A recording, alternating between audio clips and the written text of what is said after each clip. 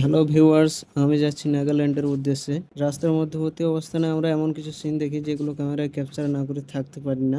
যদিও নাগাল্যান্ড যাওয়ার উদ্দেশ্য আমার ছিল না, তারপরেও কেন গিয়েছিলাম সেটি ভিডিওর মাধ্যমে তোমাদেরকে বলে দেবো এবং তোমরা লাস্ট পর্যন্ত ভিডিওটি দেখতে থাকো।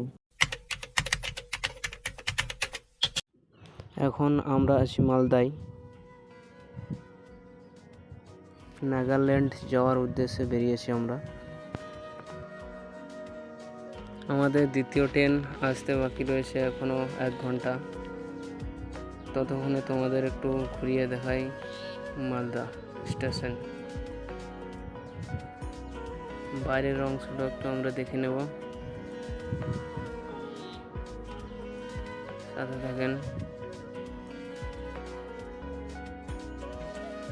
এই যে এইটা হচ্ছে মালদার স্টেশনের বাইরে।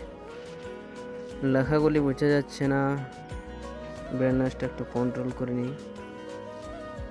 ব্যাস, আশা করি সকলেই বুঝতে পারছো এটা মালদা টাউন লেখা রয়েছে। আগের দিকে যাই।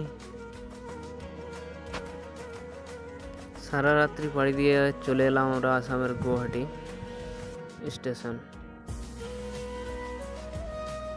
ভিডিওটির অনেক জায়গায় কাটিং করা হয়েছে, শুধু একটাই কারণ, যাতে আপনারা ধৈর্য হারা না হয়ে যান। আর ভিডিওটা শুধুই আপনাদের জন্য।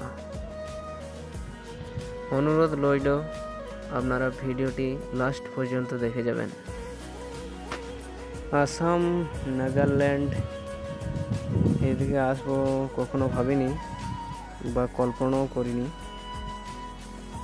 তবে ভেবেছিলাম যে কাজের জন্য যদি কোথাও যেতে হয় তবে মুম্বাই, চেন্নাই, দিল্লি, ব্যাস এতটুকুই আমার জন্য যথেষ্ট ছিল।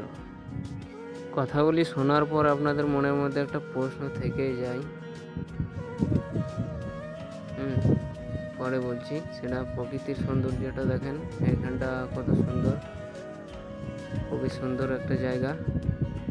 আসামের গুয়াহাটি পেরিয়ে, জায়গার নাম আমি ঠিক জানি না, তবে আসামের গুয়াহাটি পেরিয়েই পড়ছে। ফোনের লোকেশন বের করে জায়গার নাম বলা যাবে, তো ফোনের লোকেশন বের করতে করতে হয়তো বা আমার এইসব সিনগুলো ক্যামেরার বাইরে চলে যাবে, সেই জন্য আমি বলতে পারছি না এইসব জায়গাগুলির নাম।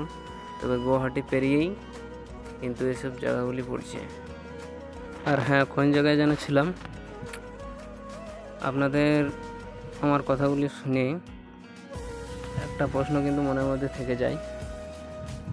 সেটা হচ্ছে যে আমার জন্য যদি যথেষ্ট ছিল চেন্নাই, মুম্বাই, দিল্লি, তো এইদিকে কেন যাচ্ছি বা এইদিকে কেন এসছি, এই প্রশ্নটি কিন্তু আপনাদের মনের মধ্যে থেকে যাবে।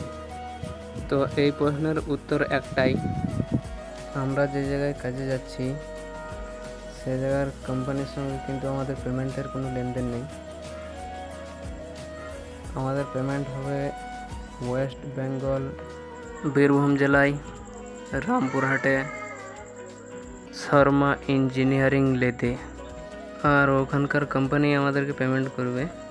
ওখানে আমরা পার্মানেন্টলি কাজ করি লোকাল এরিয়ায়। আর একটা কোম্পানিতে যখন পার্মানেন্টলি কাজ করি তখন ওনার কথা রাখার কর্তব্য আমাদের, আর আমরা সেটাই পালন করছি। দেখা হচ্ছে পরবর্তী পার্টে।